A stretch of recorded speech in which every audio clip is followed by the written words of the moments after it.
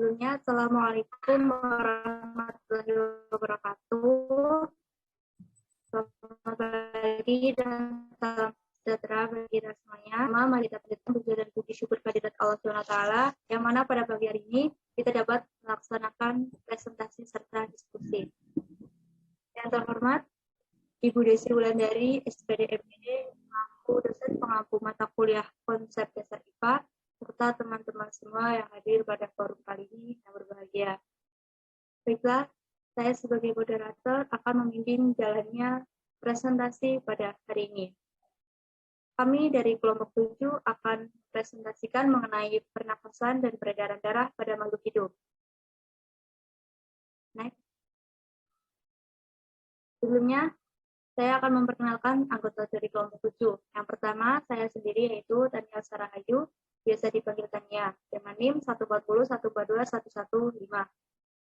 Selanjutnya, perkenalkan, nama saya Rahma Dwitia, biasa dipanggil Rahma, dengan NIM 1401 421104.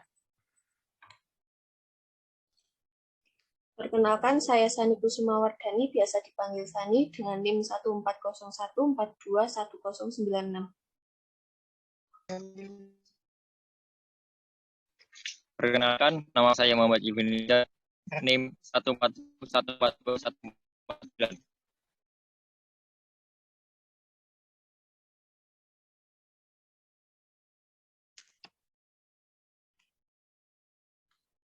baiklah, kita masuk pada materi. Yang pertama akan dijelaskan oleh Rahma. Kepadanya dipersilakan. Baiklah, terima kasih Tania Elsa Rahayu. Baiklah, di sini saya akan menjelaskan materi tentang pernapasan. Respirasi atau pernapasan merupakan proses penghasilan energi yang diawali dengan pengambilan oksigen. Penggunaannya untuk memecahkan zat, mengeluarkan zat sisa berupa karbon dioksida dan uap air di dalam tubuh makhluk hidup. Respirasi pada makhluk hidup dilakukan pada organ-organ tertentu, misalnya paru-paru pada manusia dan mamalia, termasuk lumba-lumba dan paus, insang pada ikan, kulit dan paru-paru pada katak, trakea pada serangga, serta paru-paru dan pundi-pundi udara saat terbang pada burung. Tumbuhan juga melakukan pernapasan melalui stomata atau mulut daun. Respirasi dapat dibedakan atas dua jenis, yaitu respirasi luar, yang artinya pertukaran antara O2 dan CO2 antara darah dan udara. Respirasi dalam, pertukaran O2 dan CO2 dari aliran darah ke sel-sel tubuh. Sekian dari saya, terima kasih. Baiklah, kemudian akan dijelaskan materi mengenai alat pernapasan manusia oleh Sani Kusumawardhani. Kepadanya dipersilakan. Baik, terima kasih, Tania. Alat pernafasan manusia yang pertama yaitu rongga hidung atau kafum nasalis. Kafum nasalis biasa disebut udara dari luar akan masuk lewat rongga hidung. Selaput lendir berfungsi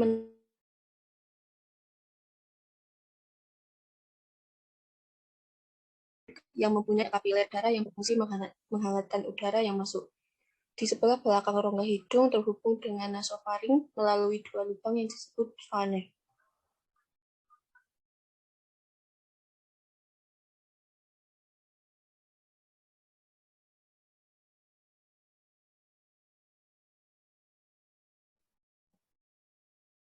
Baiklah, selanjutnya akan dibacakan oleh Ibu Nizar. Kepadanya dipersilakan. Yang kedua, faring atau tenggorokan. Udara dari rongga hidung masuk faring. Faring merupakan perkembangan dua saluran, yaitu saluran pernafasan nasopharynx pada bagian depan dan saluran pencernaan oropharynx pada bagian belakang. Pada bagian belakang faring posterior terdapat laring atau tekak, tempat terletaknya pita suara atau pita vokalis. Masuknya udara melalui faring menyebabkan pita suara bergetar dan bagi Fungsi utama faring adalah menyediakan saluran bagi udara yang keluar masuk dan juga sebagai jalan makanan dan minuman yang ditelan. Faring juga menyediakan ruang jagung resonansi untuk suara percakapan.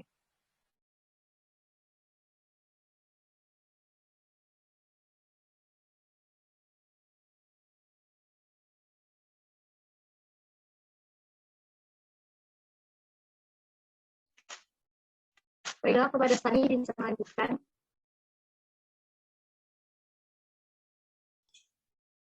Yang ketiga, batang tenggorokan atau trakea. Batang tenggorokan terletak di sebelah depan kerongkongan. Di dalam rongga dada, batang tenggorok bercabang menjadi 2 cabang tenggorok atau bronkus. Di dalam paru-paru, cabang tenggorok bercabang-cabang lagi menjadi saluran yang sangat kecil, yaitu disebut bronkiolus. Ujung bronkiolus berupa gelembung kecil yang disebut gelembung paru-paru atau alveolus. 4. Pangkal tenggorokan atau laring. Laring merupakan suatu saluran yang dikelilingi oleh tulang rawan, dan laring berada di antara ofaring dan trakea, di depan lariofaring. Salah satu tulang rawan pada laring disebut epiglotis. Epiglotis terletak di ujung bagian pangkal laring.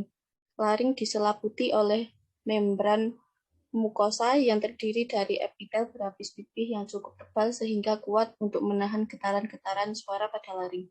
Fungsi utama laring yaitu untuk menghasilkan suara dan juga sebagai tempat keluar masuknya udara. 5. Cabang batang tenggorokan atau bronkus. Tenggorokan bercabang menjadi 2 bagian, yaitu bronkus kanan dan kiri. Struktur lapisan mukosa bronkus sama dengan trakea. Hanya tulang rawan bronkus bentuknya tidak teratur, dan pada bagian bronkus yang lebih besar cincin tulang rawannya melingkari lumen dengan sempurna. Batang tenggorokan bercabang menjadi 2 bronkus, yaitu bronkus sebelah kiri dan kanan. Kedua ujung paru-paru bronkus bercabang lagi menjadi bronkiolus, dengan cabang-cabang yang paling kecil masuk ke dalam gelembung paru-paru atau alveolus. Dinding alveolus mengandung kapiler darah. Melalui kapiler-kapiler tersebut, darah dalam alveolus inilah oksigen dan udara berdifusi ke dalam darah.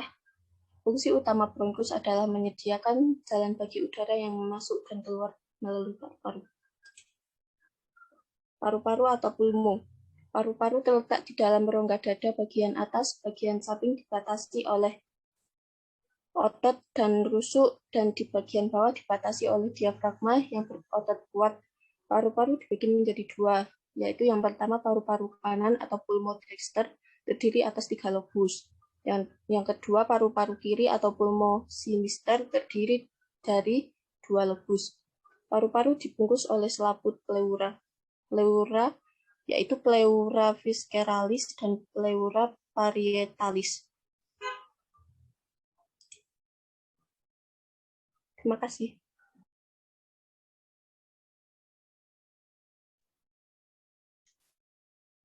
Baiklah, selanjutnya mekanisme pernapasan manusia.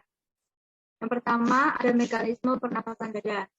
Mekanisme pernapasan dada dibedakan menjadi fase inspirasi dan fase ekspirasi. Fase inspirasi yaitu otot antar tulang rusuk atau musculus intercostalis external. Tulang rusuk terangkat, posisi datar, paru-paru mengembang, kemudian akan terjadi tekanan udara dalam paru-paru menjadi lebih kecil dibandingkan tekanan udara luar. Kemudian udara luar masuk paru-paru. Pada fase ekspirasi, otot antar tulang rusuk relaksasi, kemudian tulang rusuk menurun dan menjadi paru-paru menyusut. Kemudian tekanan udara dalam paru-paru lebih besar dibandingkan dengan tekanan udara luar. Kemudian udara keluar dari paru-paru.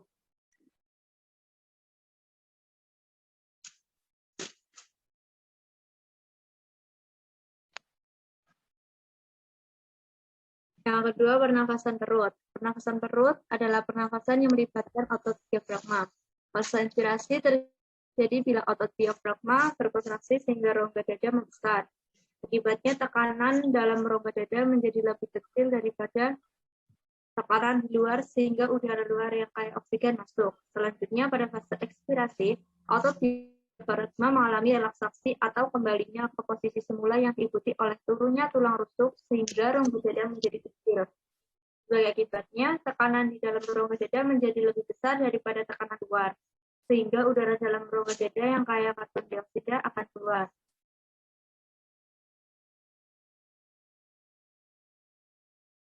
Kemudian akan dijelaskan cara kerja pernapasan manusia oleh Hipley. Kepadanya dipersilahkan. Cara kerja pernapasan manusia.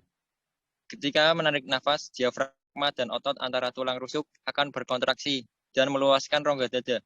Kedua, udara masuk lewat hidung atau mulut dan melewati proses penyaringan partikel-partikel kecil melalui rambut hidung lalu menuju ke trakea. Dari trakea masuk ke paru-paru melewati bronkus dan bronkiolus, kemudian berujung ke alveolus. Di alveolus terjadi pertukaran antara oksigen dan karbon dioksida pada pembuluh darah kecil atau kapiler. Oksigen masuk ke kapiler, kemudian menumpang sel darah ke jantung untuk disebarkan ke seluruh tubuh. Di saat bersamaan, juga karbon dioksida masuk dari kapiler ke rongga paru. Setelah pertukaran selesai, otot diafragma dan tulang rusuk kembali rileks, dan rongga dada kembali seperti semula. Udara yang mengandung karbon dioksida pun terdorong dari alveolus, bronkiolus, bronkus, trakea, hingga keluar melalui hidung.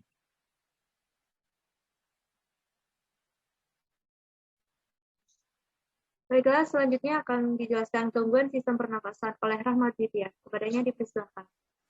Terima kasih, Tania. Di sini saya akan menjelaskan tentang gangguan sistem pernapasan. Yang pertama ada flu, yang kedua ada faringitis, kedua ada laringitis, keempat ada asma, keempat ada bronkitis, keenam perubahan struktur dan fungsi akibat merokok, yang ketujuh emfisema, yang kedelapan pneumonia, dan yang kesembilan adalah kanker paru-paru.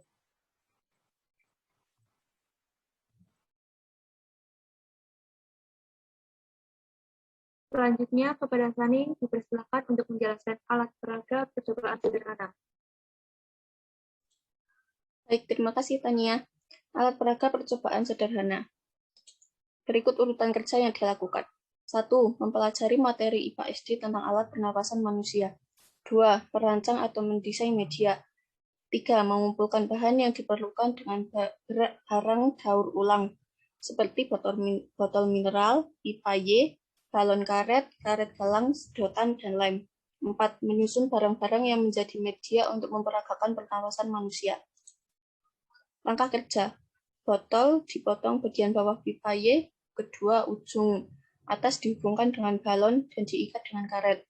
Lalu pipa Y bawah dihubungkan dengan sedotan.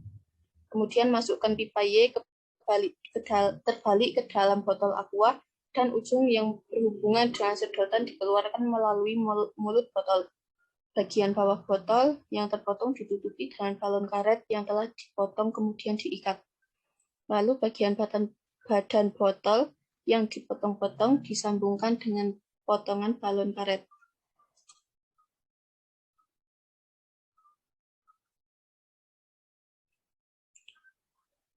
Fungsi bagian model alat peraga. Yang pertama, sedotan sebagai tenggorokan. Kedua, cabang pipa Y sebagai bronkus. 3, balon karet sebagai paru-paru. 4, potongan balon yang diikat pada bagian bawah botol sebagai diafragma. 5, potongan balon karet pada badan botol sebagai otot. Lalu yang terakhir, potongan botol pada badan botol sebagai tulang rusuk.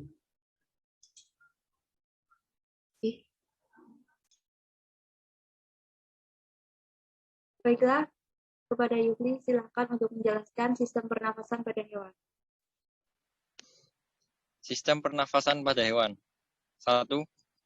Sistem pernafasan pada porifera. Pada porifera, air yang membawa oksigen masuk melalui pori-pori tubuh, ostium, lalu masuk ke koanosit secara difusi. Di dalam mitokondria pada sel koanosit, oksigen digunakan untuk mengurai molekul organik menjadi molekul anorganik yang disertai dengan pelepasan karbon dioksida. Karbon dioksida dibawa keluar oleh air melalui spongosoel lalu menuju oskulum dalam mitokondria sel koanosit.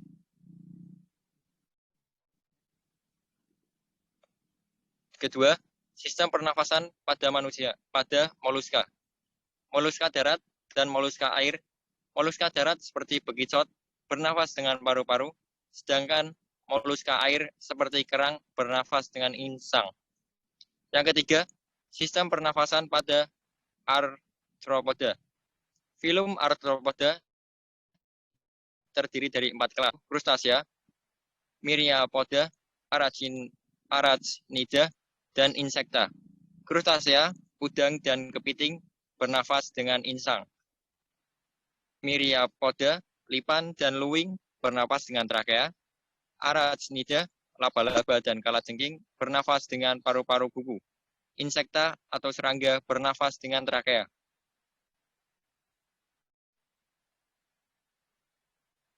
Empat, sistem pernafasan pada Coelenterata.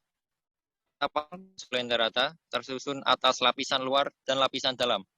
Pertukaran gas terjadi secara difusi pada sel di luar permukaan tubuh yang bersentuhan dengan air.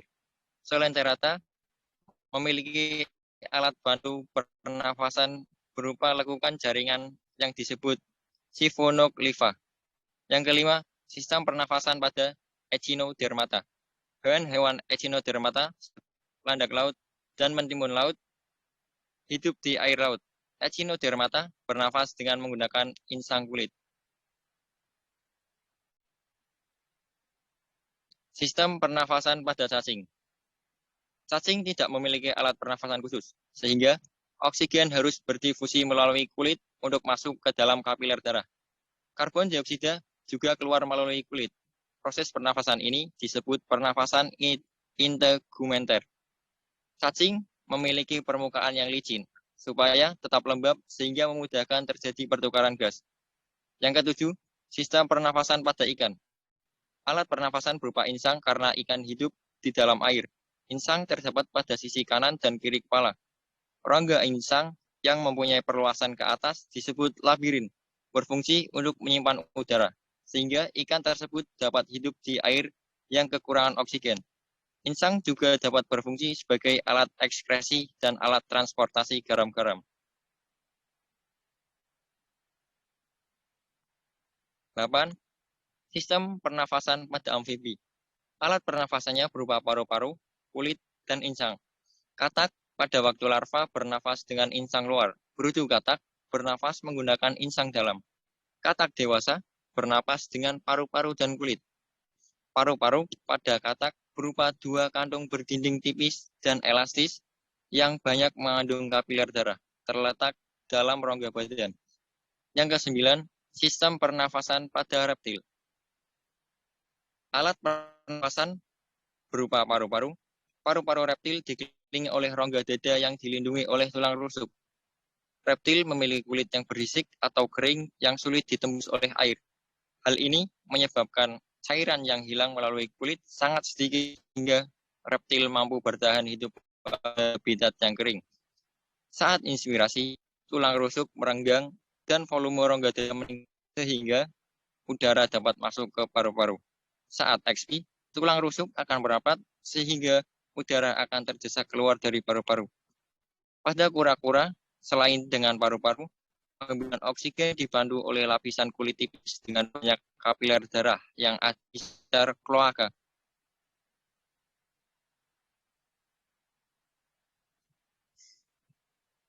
Sistem pernafasan pada burung. Sistem pernafasan pada burung terdiri dari lubang hidung, paru-paru, trakea, kandung udara depan, dan kandung udara belakang. Kandung udara berfungsi sebagai alat pernafasan pada saat terbang, membantu memperbesar ruang siring sehingga memperkeras suara, mengatur berat jenis tubuh, dan mengatur suhu tubuh. Mekanisme pernafasannya yaitu saat terbang dan saat istirahat. Pada saat inspirasi, terjadi pada waktu sayap diangkat. Saat sayap terangkat, kantung udara pada pangkal lengan mengembang, sehingga udara masuk ke kantung udara perut. Kemudian, udara dialirkan ke paru-paru, dan sebagian masuk ke dalam kantung udara, sehingga darah dapat mengambil oksigen dari paru-paru. Saat ekspirasi, terjadi pada waktu sayunkan. Sayap diturunkan, kantung udara pada pangkalangan mengempis. Jahat terus pergerakan tulang rusuk ke depan, sehingga rongga dada membesar dan paru-paru mengembang. Hal tersebut menyebabkan udara masuk ke paru-paru. Udara yang kayak bagian ini akan diambil paru-paru dan sebagian lagi akan masuk ke kantung udara belakang. Udara yang miskin oksigen akan masuk ke kantung udara depan. Fase ekspirasi saat istirahat terjadi ketika rongga dada mengecil dan diikuti mengecilnya paru-paru, sehingga udara di dalam kantung udara akan dikeluarkan melalui paru-paru. 11. Sistem pernafasan pada mamalia. Sistem pernafasan pada mamalia mirip dengan sistem pernafasan pada manusia. Itu karena manusia juga termasuk mamalia. Pernafasannya menggunakan paru-paru. Baik, terima kasih. Kemudian saya akan menjelaskan sistem pernafasan pada tumbuhan. Pernafasan pada tumbuhan ialah sebuah proses tumbuhan untuk menyerap molekul oksigen yang ada di udara agar tumbuhan menghasilkan air, CO2, dan juga energi. Alat pernafasan pada tumbuhan tentu berbeda dengan alat pernafasan pada manusia dan hewan. Umumnya terdapat 3 alat pernafasan pada tumbuhan, yakni stomata, lentisel, dan rambut akar. 1. Stomata atau mulut daun berfungsi untuk pertukaran oksigen menjadi karbon dioksida yang menjadi awal proses pernafasan pada tumbuhan. Stomata dijaga oleh sel penjaga yang akan membuka ketika ada sinar matahari dan menutup ketika tidak ada sinar matahari. Lentisel ialah lubang di bagian batang. Terdapat pengelupasan dari kambing gabus, parenkim gabus, dan lapisan gabus. 3. Ada rambut akar. Fungsi utama rambut akar adalah untuk menghisap air atau zat hara dari dalam tanah dan menyalurkannya ke bagian-bagian tumbuhan. Yang keempat, ada alat pernafasan khusus pada tumbuhan. Alat pernafasan ini hanya tersedia di beberapa jenis tumbuhan saja. Hal ini karena kemampuan tumbuhan dalam beradaptasi dengan lingkungannya. Kemudian ada akar gantung. Akar gantung menjulur dari batang ke permukaan tanah. Ketika menjulur ke tanah tersebut, proses ini memungkinkan untuk menyerap udara dan uap air di tanah. Contoh tumbuhan yang memiliki akar gantung ialah pohon beringin. Akar nafas berbeda dengan akar gantung yang menjulur ke tanah. Akar ini tumbuh dari dalam tanah keluar permukaan tanah.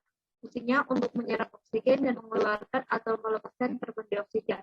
Suatu tumbuhan yang memiliki akar nafas ialah bakau. Yang ketujuh ada rongga udara. Rongga udara merupakan tumbuhan yang memiliki batang yang berrongga. Hal ini berfungsi untuk melakukan proses respirasi atau pernafasan.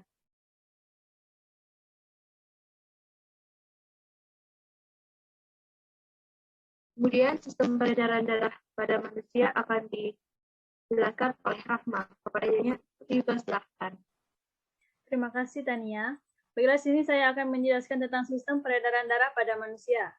Sistem peredaran darah atau sistem kardiovaskular atau yang biasa disebut sistem sirkulasi adalah suatu sistem organ yang berfungsi memindahkan zat dan nutrisi ke dan dari sel. Sistem ini juga membantu stabilisasi suhu dan pH tubuh atau bagian dari hemostasis. Ada 2 jenis sistem peredaran darah, sistem peredaran darah terbuka dan sistem peredaran darah tertutup. Sistem peredaran darah yang merupakan juga bagian dari kinerja jantung dan jaringan pembuluh darah yang dibentuk. Sistem ini menjamin kelangsungan hidup organisme, didukung oleh metabolisme setiap sel dalam tubuh dan mempertahankan sifat kimia dan fisiologi cairan di tubuh. Next. Fungsi peredaran darah pada manusia adalah yang pertama mengeluarkan sisa-sisa proses metabolisme berupa karbon dioksida melalui paru-paru. Yang kedua menyalurkan hormon ke seluruh tubuh. Yang ketiga menjaga suhu tubuh agar tetap stabil. Dan yang keempat mempertahankan kinerja dan fungsi sebagai sistem organ yang ada di dalam tubuh. Yang terakhir adalah mendukung proses pemulihan luka atau cedera. Selanjutnya.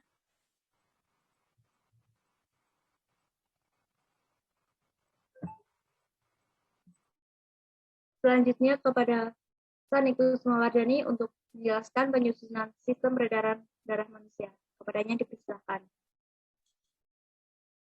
Menyusun sistem peredaran darah manusia yang pertama yaitu jantung.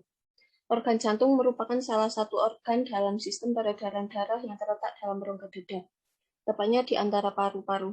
Jantung memiliki posisi yang miring sehingga bagian ujungnya yang runcing menunjuk ke arah bawah ke pelvis kiri dan ujungnya menghadap ke atas bahu kanan.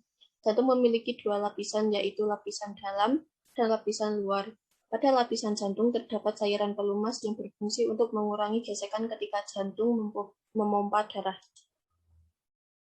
2. Pembuluh darah. Pembuluh darah adalah jalur untuk darah yang mengalir ke seluruh tubuh dari jantung ke jaringan tubuh. Begitu juga sebaliknya. Pembuluh darah terdiri dari 3 macam, yaitu pembuluh arteri, pembuluh kapiler, dan pembuluh vena.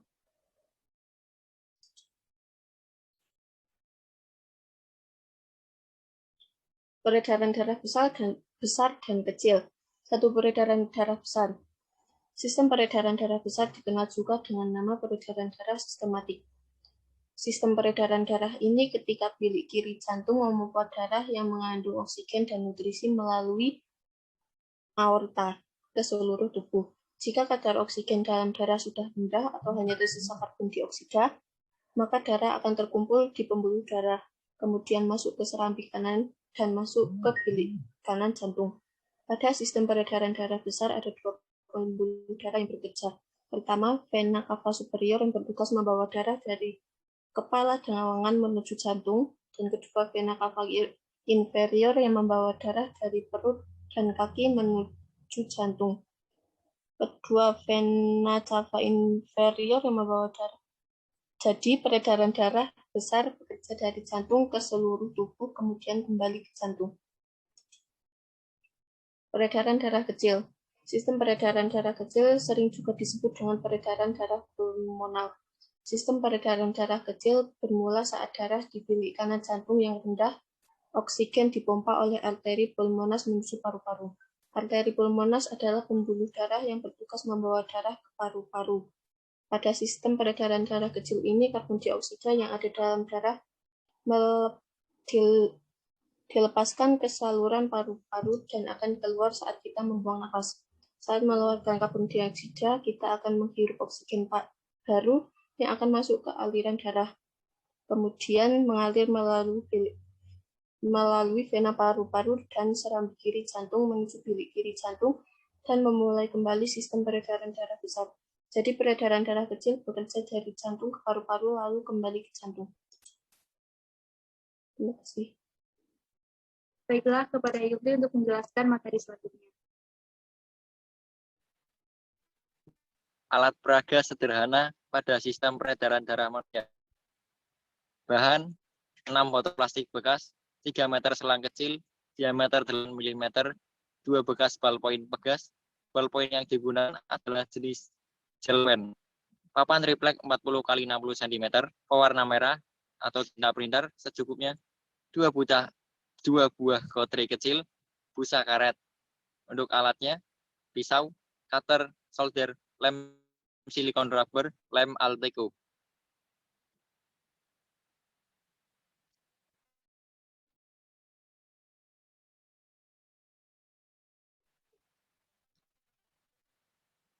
Langkah-langkah kerja.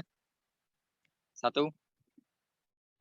Botol dilubangi bagian atas dan bawah menggunakan solder sesuai diameter selang. Kedua, siapkan triplek, lalu atur posisi 6 buah botol tersebut sesuai gambar. Banyak bagi sesuai ukuran. Rekatkan semua busa karet pada triplek menggunakan lem kastol. Lalu, rekatkan semua botol pada busa karet sebagai tumpuan. Untuk membuat cutter point dan ambil isinya. Sisakan pegas dan dudukannya. Masukkan gotri hingga gotri terkunci oleh per dan ulir ballpoint sehingga gotri dan per akan selalu bergerak.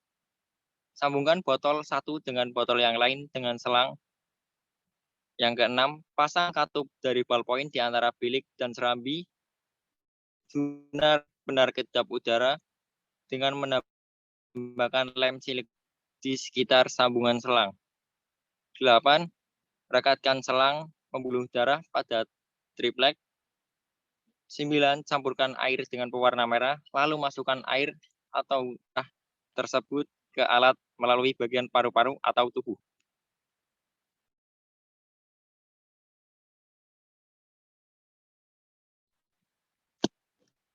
Darah yang masuk ke jantung melalui pembuluh vena mengalir menuju serambi kanan, kemudian masuk ke bilik kanan, lalu dipompa melalui arteri pulmonalis ke paru-paru.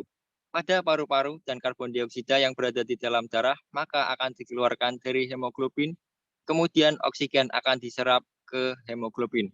Darah yang kaya oksigen akan membawa dan menuju jantung melalui vena pulmonalis dan akan masuk ke serambi kiri.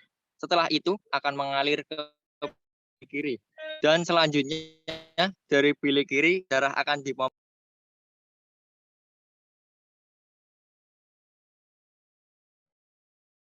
Baiklah, saya akan menjelaskan mengenai sistem peredaran darah pada hewan. Yang pertama, sistem peredaran darah pada serangga, sistem peredaran darah pada ikan, sistem peredaran darah pada amfibi, reptil, burung, serta mamalia.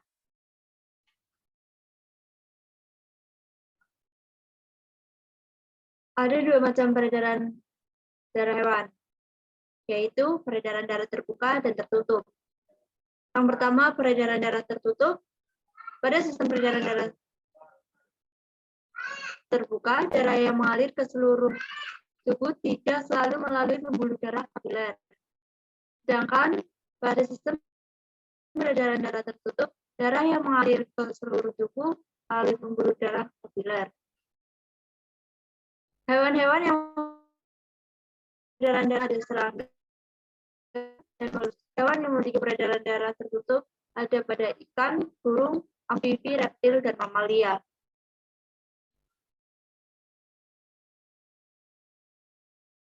Baiklah, sekian presentasi dari kelompok 7. Semoga apa yang kami sampaikan dapat bermanfaat semuanya, dan apabila masih terdapat kesalahan atau kekurangan dalam penyampaian materi, kami mohon maaf sebesar-besarnya. Sekian dari kelompok 7. Wassalamualaikum warahmatullahi wabarakatuh.